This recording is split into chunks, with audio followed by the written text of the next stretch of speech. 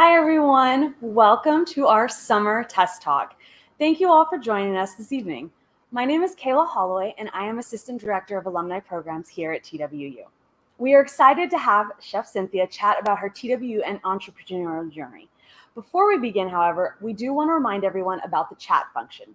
The chat function is utilized to communicate to the panelists and staff members. If you have any questions or comments throughout the event, please be sure to send it via that chat. You may have to log into a Google or a YouTube account, so please be aware of that. We will be monitoring this chat throughout the presentation and ask your questions at the end during our Q&A period. You may also hear some background noise since we are on location here at Soulgood, so just be aware of that. Now, without further ado, I would like to introduce our guests for the evening. First, we have our moderator for this evening, Donalisa Stinyard, Program Director with the Director with the Center for Women Entrepreneurs at the Jane Nelson Institute for Women's Leadership. So welcome, Donalisa. Well, thank you. Thanks for having me. Of course. Now I would like to introduce our alum speaker for this evening. Chef Cynthia Nevels received her BA from TWU in 1996. Chef Cynthia is the founder and head creative chef for one of the most popular vegan food and catering companies in Texas, Soulgood, which was awarded the best food truck in Dallas by the Dallas Observer in 2018. She got her start as a plant-based chef in 2014 with a small pop-up kitchen at the Dallas Farmers Market in Dallas, Texas. Her son, Tyler, who was born with cystic fibrosis, was the inspiration for Soulgood and a major motivation to give back. Chef Cynthia raises funds to feed homeless children, to give back to the Cystic Fibrosis Foundation to find a cure, and is currently recruiting team members who want to work to help serve more healthy, plant-based foods to families in food deserts in low-income communities. She is devoted to improving lives through love, food, and laughter. Chef Cynthia has provided exclusive catering for phenoms such as Billie Eilish, Stella McCartney, Michael Finley, and many more. And with the flagship restaurant here in Denton, she continues to promote the mission to save the planet, its people, and animals one plate at a time. So welcome, Cynthia. Now I will let them take it away.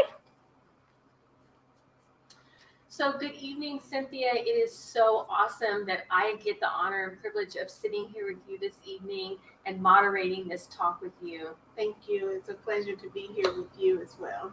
And we are here at Soulgood, so it is so awesome to be here inside of your restaurant on the TWU campus. And so I would be remiss if we didn't start out with asking you, so can you tell us a little bit about your TWU journey? I can. I graduated in high school in 1989, and this was the university where my mother started. And this was a place that I wanted to attend as well. So I came first here in 1989 as a freshman and was blown away by the beauty of the campus and also by all of the women at that time that were here on campus. It was a different environment back in 1989, but it was a very empowering environment that was quite different from where I came from in Grand Prairie, Texas. And so that's when I started. And then I finished ultimately with my BA degree in psychology, as a matter of fact. Nothing to do, or maybe everything to do with what I do today in 1996. Awesome. Well, 1989, you graduated high school. That's when I did. So we have a lot more in common than I think we do, right? We do, so that's yes. Awesome. So I think before we continue going on, we're going to take a few minutes and we're going to watch a video of an interview or a story that WFAA did. So we can go ahead and do that first. I'm a single mom of 3 children. I worked as an entrepreneur from home, helping people with their small businesses so that I could be there to see them before they went to school. I was always thinking and dedicated to what could I do to make things better for them. My middle child, Tyler Nelson, was born with cystic fibrosis. In 2010, Tyler received word from his doctor that his health was deteriorating. And so he needed a double organ transplant. And so we moved to Houston in hopes that he would be added to the organ donor list. And so we lived there for 2 years waiting. And the only place that I could find peace for me was when I was in the kitchen. At the time, Tyler was on 23 different medications. And that part was out of my control. But what was in my control was the food that I fed him. And I decided as a household, we're going to eat whole foods. My boy said to me, "We're not eating rabbit food, Mama." And I said, well, I need to become creative in the kitchen where they won't know the difference. I didn't tell them initially that it was plant-based. I would just let them eat and eat it all up. We would drive up the road to the hospital, and there were lines and lines of fast food places. And then, of course, inside of the hospital as well. I started taking our own foods with us to the hospital. And the medical staff would ask questions, and I would let them taste. They liked it and encouraged me to do something with it. And I was like, no, I'm just trying to survive and save my son. And in 2012, he did get a double organ transplant. We were preparing to come back home, but I didn't have a job. My business was essentially gone. I asked the question, I wonder if there are other people who feel the same way I do about the source of their food. And I thought, I think I'm going to try. And so I became a pop-up on the weekends as Soulgood at the new Dallas Farmers Market. Tyler was still having some complications to his organ transplant, but he came to the opening and he wanted to be there and show his support. The complications just took a toll. And we lost him on July 23rd, 2015. I went full speed ahead into Soulgood in his honor and his memory, but also to help other people. So Cynthia, you mentioned that you had a BA in psychology, and now we're sitting here in your flagship restaurant. So can you tell us a little bit about how you got from a BA to a restaurant? I mean, that's not climbing the corporate ladder for sure. It is not. No, my career path has been very unorthodox. And I think that perhaps it was on purpose because everything that I've learned has cultivated or kind of culminated into where I am today. But when I started out, I originally thought when I was here at Texas Women's University that I wanted to be a teacher. And then I changed my mind, which happens. And that's okay. And that's okay. Yes. Yes, you start to discover who you are, and maybe what you thought you wanted to do when you were 19 is not the same thing you want to do when you're 23. And so I changed my mind, and I thought I wanted to help people. That was the key. And I realized that very early on. And so I thought maybe I wanted to be a psychologist or continue on to become a psychiatrist. And so that's where I started with that degree. But being a single mom with 2 children, at the time, I was here on campus with my children who were 1 and 2 years old, which is another great thing about Texas Women's University. They were very accommodating for women who have children and are going to school. And that was something that was really important to me. Because I didn't necessarily have family here in Denton to support me. And so I had to rely on other students who would assist me and rely on student services a great deal to assist me. And back then they used to have a daycare center as well. So the support system for me at that time was really important. And I was able to complete my degree in psychology here because of the support system as well. And that was really important and very helpful because it was very tough, of course, working full time. I had a part-time job with the Office of Development. And I remember those were good days. It was a lot of fun, which probably was the reason why I went into nonprofit management long time after that. I probably didn't make that connection until just now. Right. Yeah, but I worked for the Office of Development, and I also worked for FedEx part-time in the evening as well, and went to school full-time, and then was a mom full-time. Yeah. It was a lot. So having a lot on my plate has not been unusual for me. But after graduating, there was one point in my period here at Texas Women's University as I was preparing to graduate. I needed one more class that I had put off until the very end because I just didn't want to take it. Right. I did not want to take this IT class. We had to take a computer science class before graduating. And I left it until the end because in 1989, I'm sure the youth of today couldn't even imagine. They're floored at your comment. Right? They're like, what? It wasn't the same back then. Everything was new. The internet was new. Monster.com hadn't even been created. I think that was the first year or something. It was a different time. And so taking that class was quite intimidating. However, I took the class and I flourished and discovered that I love technology and I love building databases and I love learning about the internet and how it works. And then back then, those web pages were just, simple little screens. They were nothing like what we see today. Right. And learning how to make that and how to code and all of that I learned in that class changed my life, literally. And so I went ahead and graduated and got that grade in that class. I got a B, by the way. I was very proud of that B. But I essentially, when I graduated, instead of going back to school to continue the path of psychology, I got a job being an IT recruiter and started to recruit engineers and software developers and so forth back in 1991. Not 1991, but 1996, after I graduated, recruiting IT engineers and so forth for a company using the internet based on the skills that I had learned here at Texas Women's University. And that began my journey in IT from that point on. So I never really did anything in psychology other than utilizing my skills to understand people.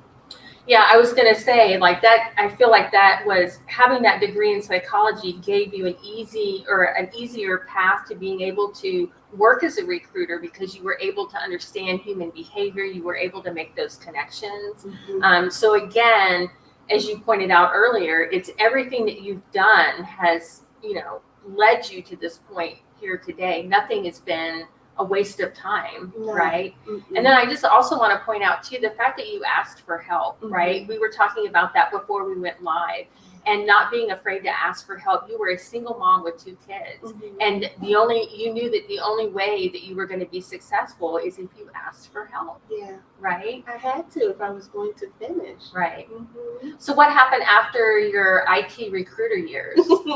So after that, then things really started to explode because this was the .com craze. So many of the young people may not know anything. They probably weren't born then. I don't know. But this was the time period when if you could spell the word Oracle, you had a job making $150 an hour. It was insane. Money was everywhere.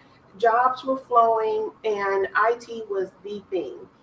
This was around the year Y2K. Yes. And so Y2K was huge. All of the tech companies were trying to figure out if the computers were going to shut down.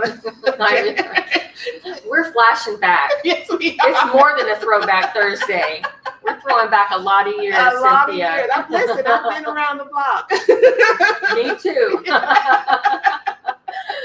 Yeah, so I went to Silicon Valley, to make it short. I moved from Texas. I picked up my 2 children and I moved to Silicon Valley because that's where the money resides. And I made a lot of money working as an IT recruiter, continuing in that career path, but working for corporations such as Siebel Systems, which is now Oracle, and just really got involved in the really fast-paced environment of IT and tech and what was happening in the .com craze and seeing all of those .com companies come to life.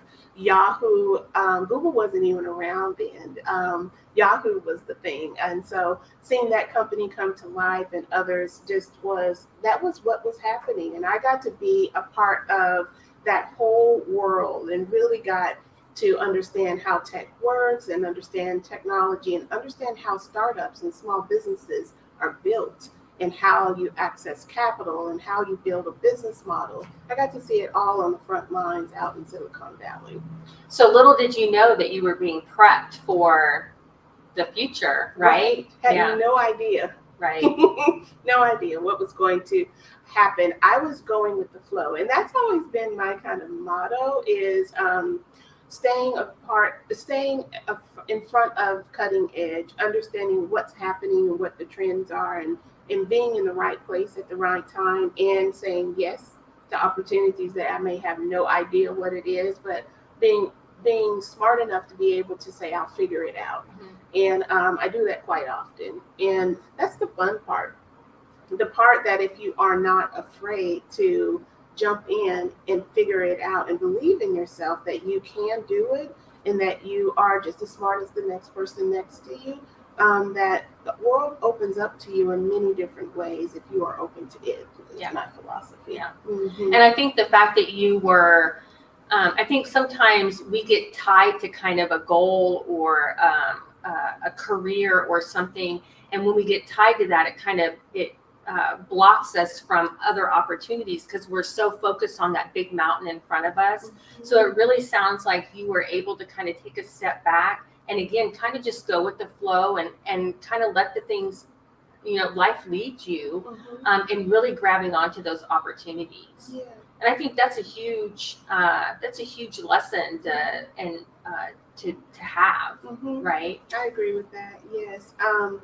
Many times I was the only one, so to speak, in the room, in a room of people who may have had different paths than me, than myself. They may have gone to schools that I didn't attend. They may have had a different career path where it was leading them to management or senior management or C-level. I got to be in a lot of rooms with brilliant and smart people that had I said no to an opportunity, I would have never had the opportunity to be in the room and to continue to learn and to understand and collect information and then figure out for myself what to do with it. Right. And so I think if anyone were to learn anything, it's to always say yes to an opportunity, even if it's something that you've never done before. Yeah, so I'm curious. So being a woman in tech, right? I mean, back today, we're still struggling to get women of color in tech, right? And so here you are kind of on the forefront of this. So can you share a little bit about your experience and just kind of what you learned from that? Sure. So I learned a lot about how systems work. That's really important. If you grow up as a young girl, doesn't matter class or where you come from. If you grow up as a young girl, sometimes we have this intrinsic fear of math and of engineering and technology. And we for some reason, we feel that we don't understand it. And so we don't do so well in that space. Our mind doesn't process that way, right? But in my personal opinion, you can teach yourself these things.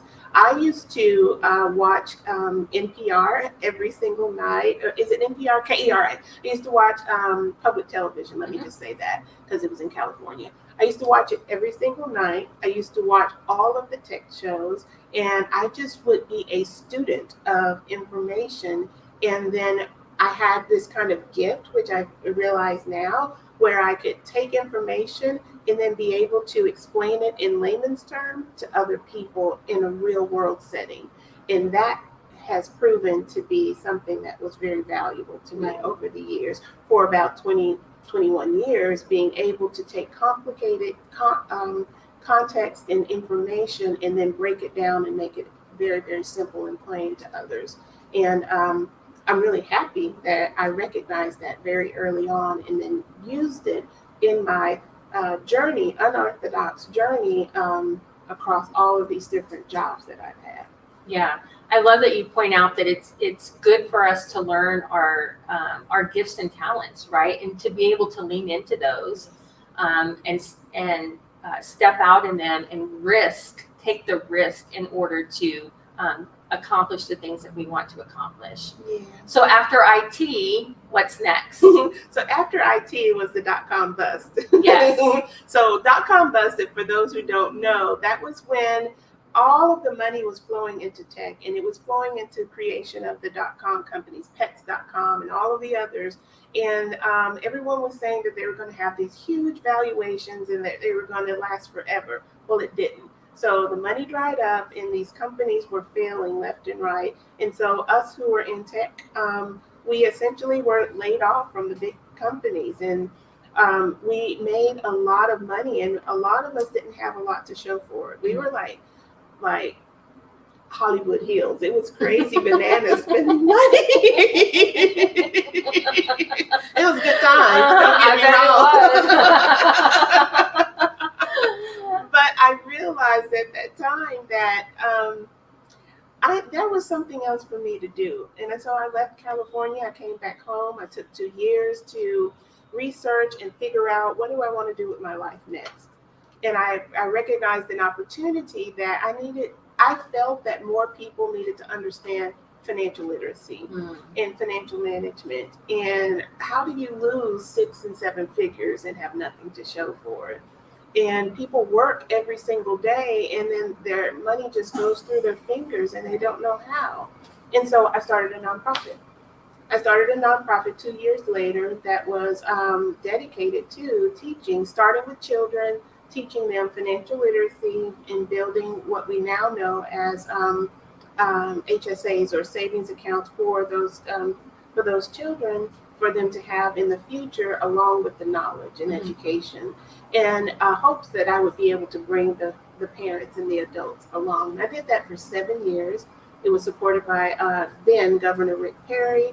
It was statewide. I had partners with many different banks, and just was able to take the skills that I had learned with building startups, incorporate that into building a really innovative nonprofit, and was able to go statewide in a very short period of time. And I did that for 7 years. Wow. Yeah. And you really leaned into that, wanting to help others that you had figured out that you wanted to do. Mm-hmm. Yeah. Speaking of that whole psychology thing, Right. always wanting to help other people. Right.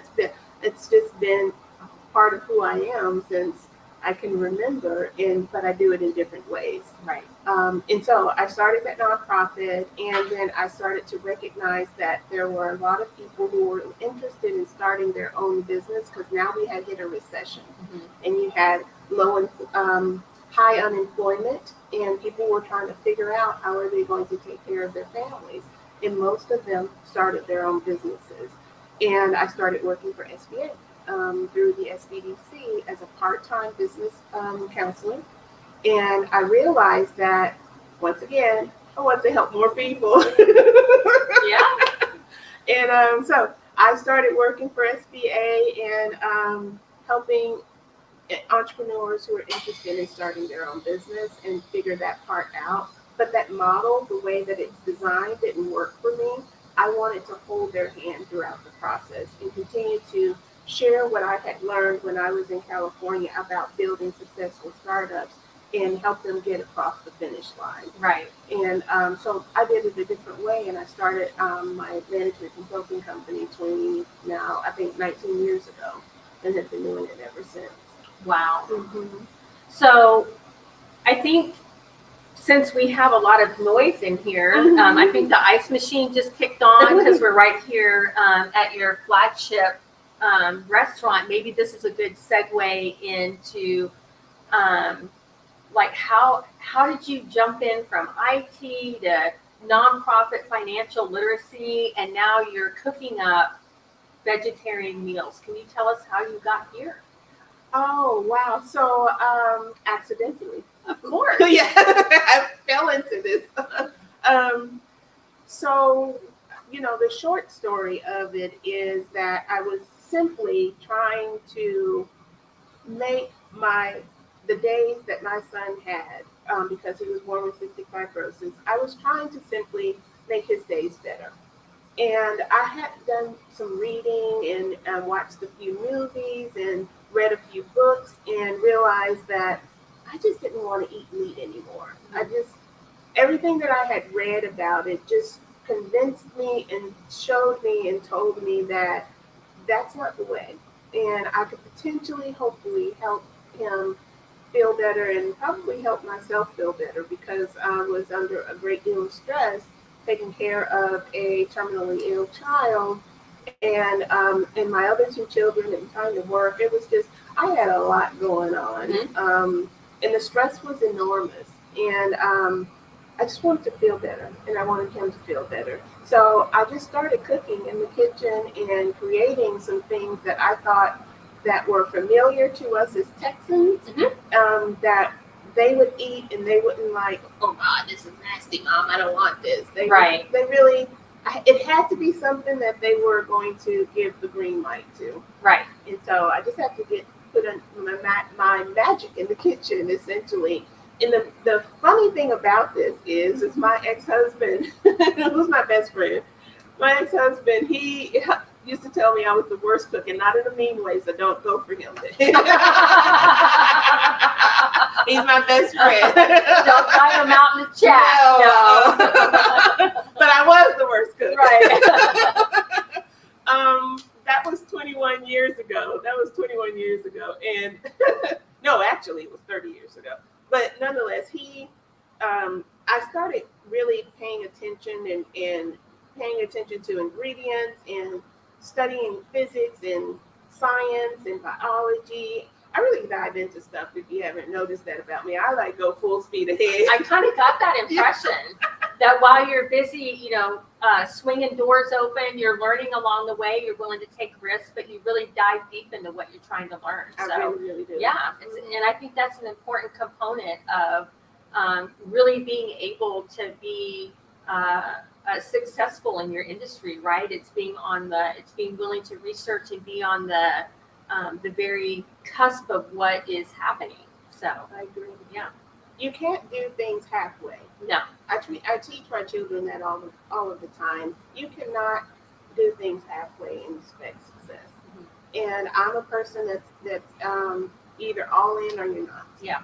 And so when I decide that that's something I'm interested in or something that I'm curious about or want to know, I go all in. And that's what I did. I just started really, really studying, preparing meals, and that I felt that they would like. And eventually what happened is I realized that I had some type of creative side to me that I didn't know existed. And I think when you're under pressure, you're under stress, your back's against the wall, you don't know what you're going to do the next day, that is when magic happens. Yeah. That is when you realize how strong you really are and who you really are and what you're made of. And in the kitchen, that's what I discovered. And I discovered a part of me that I had never known before. And essentially, I just started feeding other people, and they were trying my foods when we were in the hospital.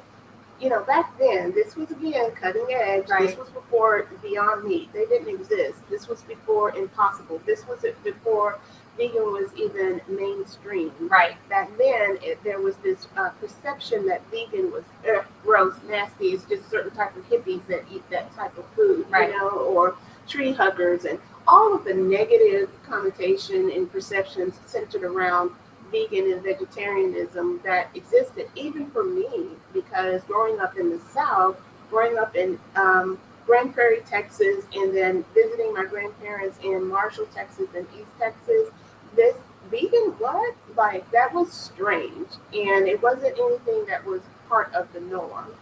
But I didn't care. After reading and studying, I just felt like that I was on the right path, and so it wasn't popular at all. Everyone thought I was crazy, and that's perfectly okay with right. me. I just really started to continue to cook, discover, create, play around, research. It's like a little lab in my small, tiny apartment there in Houston, where we were waiting for the call for him to get organ transplant. Right. And that took 2 years. So it was 2 years in the research lab, so to speak, just creating for my family and friends. And I didn't have any money. I was as broke as I could possibly be. I was there to take care of him full time, and I had nothing. I gave up everything in order to give him an opportunity to have a better quality of life, and I'd do it again today if I had to, even though it was extremely hard. But I just stayed in the kitchen cooking. And so after he received his transplant and we were given permission to return home, I had lost everything. My house, I had lost my car, I had lost not necessarily a job because I was an entrepreneur, but I didn't have my clients anymore. I just had one that allowed me to continue to be an adjunct professor for during that time period. So literally what I used to do, Donalisa was, I would drive to Dallas from Houston 3 days a week, come teach my classes all day, and then drive back, get home about 10 or 11, and wake up and take him to his doctor's appointments by 7:30. Right. My life was grueling, but you do what you have to do. Yeah. And so people started to tell me after we were able to come back home, I was at ground zero, literally ground zero. And the high life was gone. And, everything was gone. Right. And I had to figure out, what am I going to do next? When we've been there before. Many of us have been in a place where we had to think about, well, what's next for me in this life? And either you're going to shrink and fall in the corner, or you're going to come out swinging. I came out swinging, and someone told me, you should go and try and set up a company or create a business with your food. And I was like, I've never done that before. Right. I've never cooked in a kitchen. I didn't work in a kitchen. I didn't work in a restaurant as a teenager. I didn't know anything about starting any type of food business. I just was passionate about what I was doing and what I was creating, and I hoped people would like it. But I went forward anyway. Yeah. Yeah. Of course you did. I had no choice. Yes. So I just, I had to make money. And I wanted to see if there were other parents who felt the same way I did. If they cared about the source of the food that they were feeding their children, and did people really care about what they were really putting into their bodies. And what I discovered is that they did. And it was some days at the farmers market in Dallas where, like, how do I say, they filled my soul. Mm-hmm. And made me happy. Yeah. I guess because after all of that difficulty, I was still able to do something that meant something. Yeah. So, I feel like the most empowering thing in your story for me so far is that you've always bet on yourself. mm-hmm. You know what I mean? I feel like a lot of times people don't, they're not sure that they can rise to the occasion. But I really believe that if you can believe in yourself, right, you bet on Cynthia in every move that you've ever made, Mm-hmm. right? And you've never disappointed. Maybe it didn't turn out the way you wanted it to, Yeah. right? Yeah. But it turned out so much better than you could have ever anticipated, Yeah. right? Mm-hmm. So tell us, like, the food truck and how you ended up here at TWU with your flagship restaurant. Accident. And of course. So the food truck, after being at the farmers market, working Friday, Saturday, and Sundays, and realizing that I wanted to do more, but I didn't have the capital to be able to open a restaurant. I don't think I was ready at that time. I don't think I would have been successful had I just jumped right into it, because I wouldn't have known what I was doing. Right. I just decided I was going to crowdfund and ask friends and family and strangers to help me buy a food truck. And so I raised approximately $4,800 via crowdfunding. And I took that, I called my ex-husband. I said, there's an auction at a school district down south, and there's a truck. Go to that auction and see if you can get this by any means necessary. And he said, okay. And he bid on it, and we won. And that's how I got the same truck I have today Oh, wow. for $3,000 and I don't know, $500 or something from an auction from the school district. And my uncle built it out for me, and I've been going ever since with that truck. And I was able to go from Dallas to travel across North Texas to serve these creations that I had made in that little apartment in Houston. Right. And it was also new. I was the first one to have a vegan, vegetarian food truck in Dallas-Fort Worth Metroplex. I wasn't the first restaurant because Spiral Diner existed prior to me, and there was another restaurant I can't recall, but that existed as well. But there were only two. But I was one of the first, and people were just hungry. The demand was there, and these big companies and corporations weren't paying attention. Right. And I was, because my research and my own experience had showed me there are people who care about what they're eating.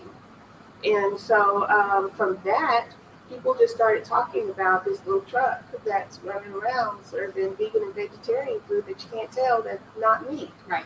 And that's how the director here for TWU for food services, Diane Jackson, had heard about me from someone in a corporate office with food service management who asked me to help them out with a favor. And I said, sure, why not? And I did, and they remembered that. And they gave me a call, 4 years later, and said, hey, we really like what you're doing. We're thinking about changing up some things on the campus, and we think students may want to have more plant-based options.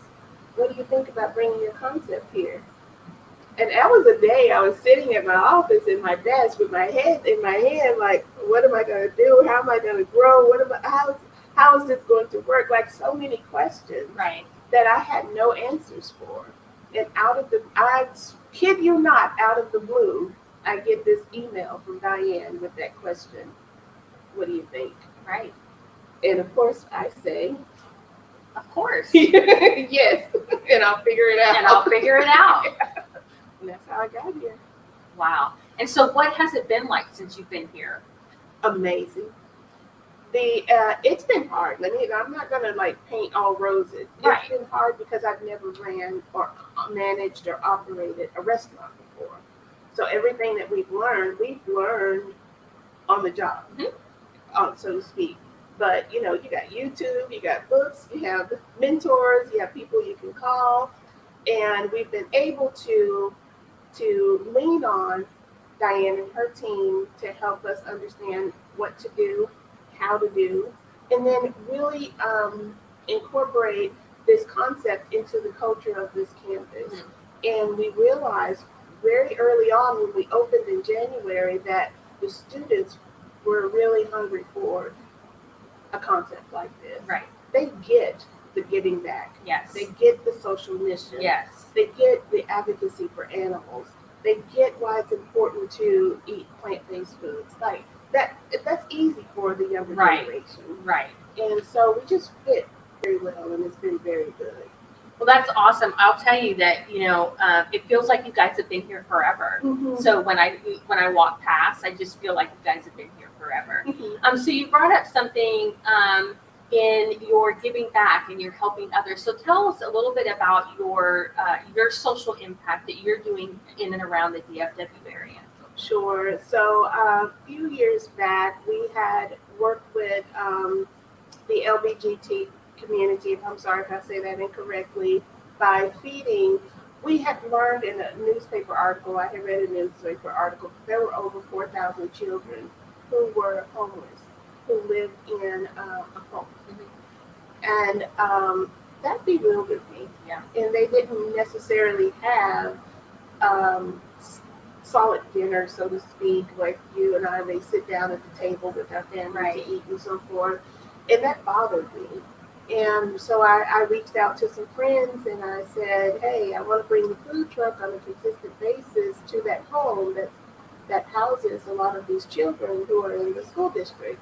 And so we were able to provide food through that program and take the truck out and give them different, introduce them and expose them to vegan and vegetarian foods, which was new to them. And not everyone's gonna, love it and like it, but they were at least open to it. Right. And they were surprised by how much they liked it. We also, during the pandemic, instead of closing down, because so many restaurants did shut down, they just couldn't survive. It was very difficult. We're 2 years out. Yeah. But the memory is still there of Yeah. how challenging it was, right? And so instead of me hiding and saying, oh my gosh, what was me? I said, I have a food truck. I can use that. It's an asset that I could be driving around feeding people. So I called some friends at BISD and I said, I have a food truck. I can join you guys and make hot food available for families, because they were providing the nutritional meals to the kids, but the meals weren't for the parents. And I said, well, I will provide the meals for the parents in partnership with you all. So we fed those families vegan meals which they loved. And that was a huge hit. And we did that for, I think, about 6 months. And then we did a lot of Feed the Front Line activities during that time period with our truck as well. And we just partnered with a lot of people and said, we're available. And that's what we do. We just use our truck and our abilities for good whenever we're needed. Yeah. Mm-hmm. Yeah. That's amazing. So, I know that you've kind of just kind of done the flow of what life has to offer you and stuff. So what's in the future for Cynthia and Soulgood? Oh, wow. Honestly, I really want this concept to be replicated in more cities. I feel after this life lesson, or this lesson that we've learned during the first semester here on campus, and really getting our processes and our systems in place, developing a culture where people like and want to work. They actually love working here, which is amazing to me. Being a manager of people, as you know, can be quite challenging. But if you create an environment where people can thrive and grow, and you genuinely care about them, that I think you can create a place where people want to come. And so I want to replicate more of these restaurants across more cities, more states. I think it's doable. I want to serve more, which means that we will have more positive impact on animals and the health and nutrition of more families who will come here to eat. So that's one of the plans.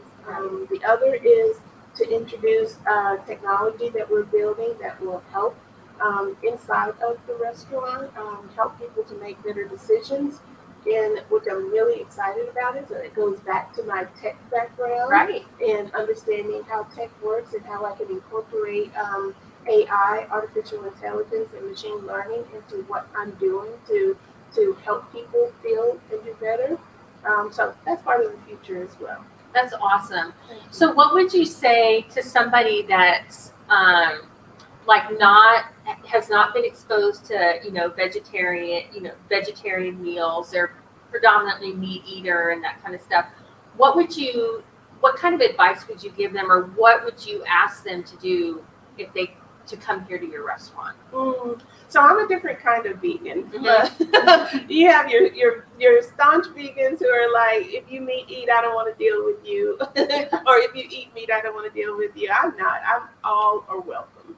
Eat what you want, be happy. But if you want to try my food, just try it, and have an open mind. We talked about that earlier. Have an open mind. You will be pleasantly surprised by how the food tastes like what you're familiar with. And that's the key, I think, when it comes to plant-based foods, making it taste good without adding a lot of salt, sugar, and fat to it. I keep things really simple with my recipes. Most of the things we make from scratch. And I am very particular about the ingredients, being organic or non-GMO, or the type of brand that I use and so forth. And so if someone is interested, not necessarily wanting to be 100% transition to the vegan or plant-based lifestyle, I'm cool with that. Just come here once a day and eat and enjoy and enjoy the environment, be happy, and go on your merry way. Right, Mhm. right. Well, that's awesome. So how do you feel? I mean, you've kind of come full circle. You started at TWU, you're back here at TWU. So how does that make you feel? It makes me feel extremely proud and extremely happy, and also confirms that life is full circle. Relationships matter. Um, your how you treat people really matters. Leaving a lasting impression matters, and I think remembering where you came from is important. So last question and then we'll turn it over to our audience if that's okay. I'm just curious. So what would the woman today, Cynthia today, that's experienced everything, what would she tell her 18-year-old self? First of all, I would tell her you're not as fat as you think you are. I was hot when I was 18, and I did not think that at all. We just went a different direction. I'm gonna keep it real all the time, Donalisa. Please do. I love it. It's the truth, really, when you talk about plant-based foods, because people are like, well, she sure is a thick vegan. I am, absolutely, but I do eat healthy. Just how I'm built, I guess. I don't know. But that is a piece of advice, because people are always concerned about what they look like and how fat they are and all of that jazz. Just love yourself. Right. And be happy you are healthy. Right. Because you could not be, Mm-hmm. Especially after all that we've been through Mm-hmm. over the last 2 years. The other piece is what you mentioned: take risks, calculated risks, and believe, do the work, research, study, understand what you're doing, and if you don't, ask for help, and then go full throttle without fear. When you're talking to women, especially. Yes. Go without fear and doubt and second guessing yourself. That's one thing I do not like. That is a pet peeve of mine. People do not believe in their own selves. And Right. if you're asking me for money, how in the world do you expect me to believe? Right. Right. Right. So I lied about that being the last question. I do have one more. So working at the Center for Women Entrepreneurs myself as a program director, I have to ask you, so what would you tell a woman today that's on the fence about whether she wants to become an entrepreneur? As we know, we're kind of in that same way that we were with the 2008 recession, right? Mm-hmm. We got a lot of jobs that are available. We got a lot of people that are looking for, and entrepreneurship is something that people are starting to look at. Yeah. What would you tell the person, the woman, man, whatever, that's sitting on the fence wondering whether they should do it or not? What kind of advice do you have for them? That's a good question. Great question. So I'll start here. My mom is old school. My mom was a believer: go to school, get a degree, get a job, retire from the job. Right. Security, safety, right? I'm not that girl. No. No.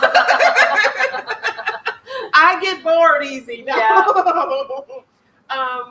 That would have been the safe route.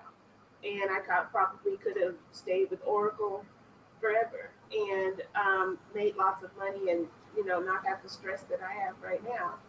You have to be built for entrepreneurship and have to understand that every single dime, every single dollar that you make comes from your grind, from the work that you're putting in. So if you have a propensity to want to relax every day and stop at 5, that's not the life of an entrepreneur. Right. So you have to know that that this is what you want in your soul, that this is the direction you want your life and your career to go, and be confident in knowing that you are built for it. Because, on those days when the dollars aren't coming in, are you prepared for that? Right. Are you ready for that? However, when you're looking at passion and what you believe in and what you care about and what you love, and also what you're good at or great at, and you feel that there is a demand that meets your creativity and your greatness, don't let anything get in your way or distract you or stop you. be ready to go forward. There is no magic to this. Right. There really isn't. Either you have it or you don't. Right. Either you work or you won't. Right. There is no magic to this. Right. Awesome. I love it. I love it. So good. So good.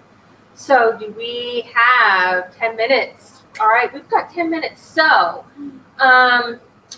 what would you say is your, what's been your biggest obstacle as a business owner, as an entrepreneur?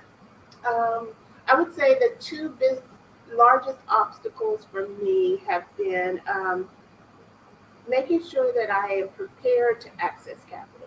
There's a difference, right? Because we often will hear that entrepreneurs will state, especially people of color or BIPOC, they may state that there's a challenge in the industry or in the market where we can't access capital. I disagree. I believe that we must be prepared in order to access the capital that exists. Because believe me, in Texas, there's a lot of money in Texas. Yes. There are a lot of very, very, very wealthy people and wealthy banks that have the capital. You have to be prepared to go get it. Yeah. Awesome. Yeah. So we have an audience question next. Yes, we do. So our first question is, what's your favorite thing to cook, and what's your favorite thing to have cooked for you? Oh. My favorite thing to cook, have you seen me? I love everything. I got a problem. Let me think. What's my favorite thing to cook? Right now, I'm in love with this recipe that I came up with for the different flavors of waffles that we have. Mm. We have lemon feta waffle that was inspired from my travel to New Orleans and this really special cafe that was down there. And their pancakes were lemon, it was lemon, some other type of cheese that was in it I can't think of right now. But the flavor floored me. And so when I got into the kitchen and I had this inspiration, I wanted to come up with something that resembled that New Orleans cafe's pancakes. And then we have the blueberry waffles. We see blueberry pancakes all of the time, but I make blueberry waffles and I think the flavor is amazing. So waffles are my favorite. My favorite thing to have prepared for me is barbecue. I'm a Texas girl, true and true, Yeah. Southern, all the way, SGP, threes up. I love barbecue. Awesome. Okay, and we have another audience question. Okay. Yes, so this question is about Soulgood, of course, here in Denton. So the restaurant on campus is great. I'd love to know your ideas for the fall menu and any new recipes we can expect to see. Yes, last week we just launched our brand new menu with all of the new recipes that I've been working on since January. And so you simply just go to the website and look at the new menu. There are, I think, about 9 to 10 new things that are on the menu that are like selling like crazy right now. Which I'm really thrilled about that, because as an artist, I'm sensitive about my stuff. And, and I'm always, people don't believe me, but I'm always nervous when people try my food. The reason why I'm nervous is because I really do care. I really love what I do, and I love being in the kitchen. And as an artist, in my personal opinion, when you create something and you are vulnerable and you share it with the world, people can tear you apart, Right. without really truly understanding the source of the love that you put into what you're doing. And so I'm always very thrilled when people are pleased and happy with the foods that they have here at the restaurant. Awesome. Now, you want to give them your website? Because if the menu's on there, then they need to know where to go to get the menu. Sure. Okay.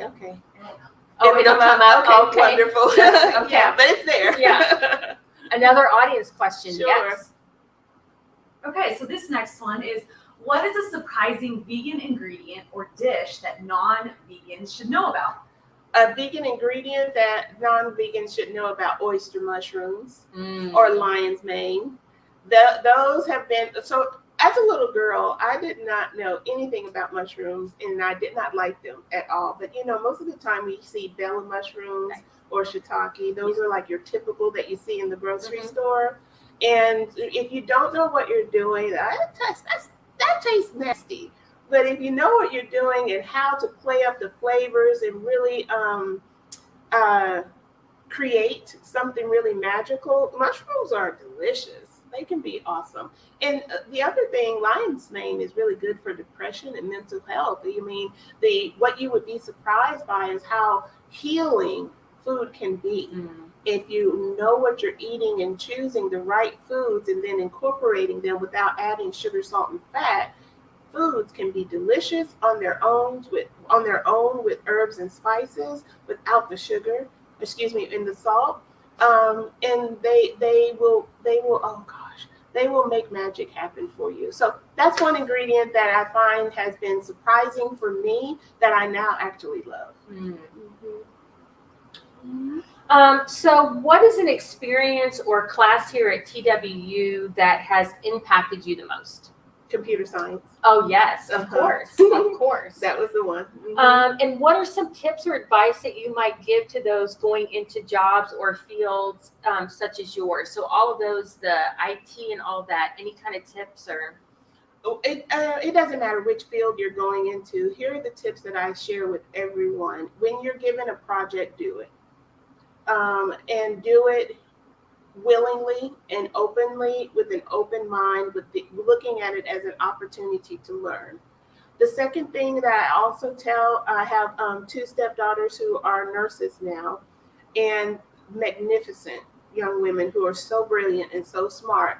But I often tell them, you may get a great job working in the medical field, but own your persona.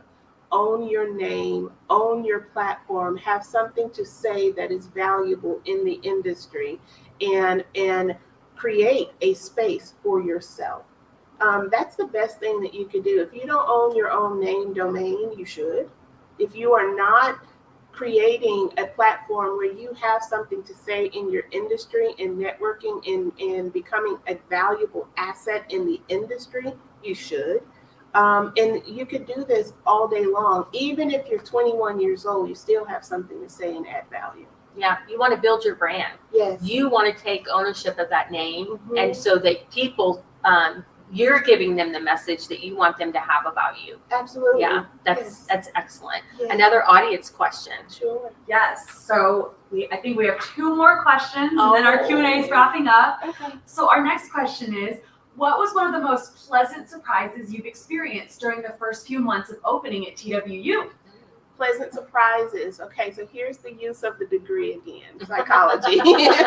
You never know what you're going to use your degree for. Just get the paper, okay?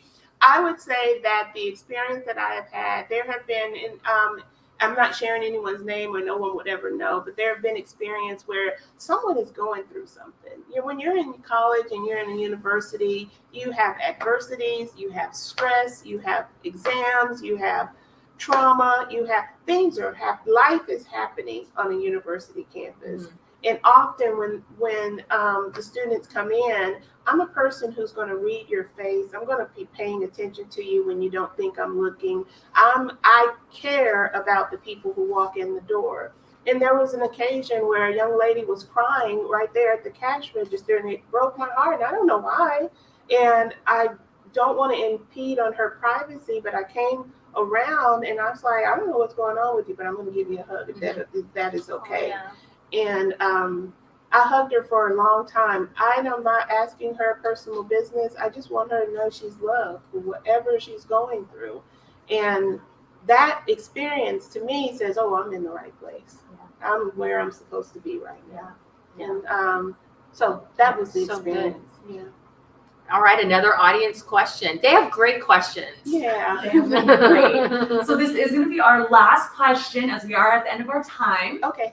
So do you hope to expand across Texas in the future? Great. I feel like a good ending question. I am motivated, inspired, and ready to expand for many different reasons. One, because even when I'm traveling in Dallas and Fort Worth and Mansfield and Cedar Hill as a vegan, I have no place to go.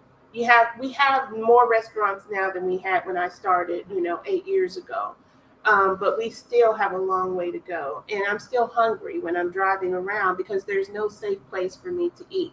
So yes, the answer is yes. I am working right now diligently with my commercial broker, trying to find the right spots in order for us to expand and grow. And it is my hope that we will continue to be able to grow on additional university campuses and bring the concept to more universities through our collaboration with Chartwells Higher Education. It's amazing. Amazing.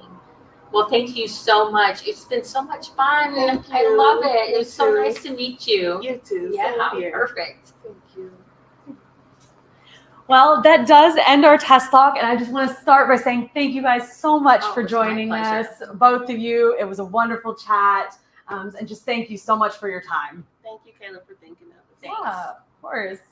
And of course, to the audience, thank you so much for joining us.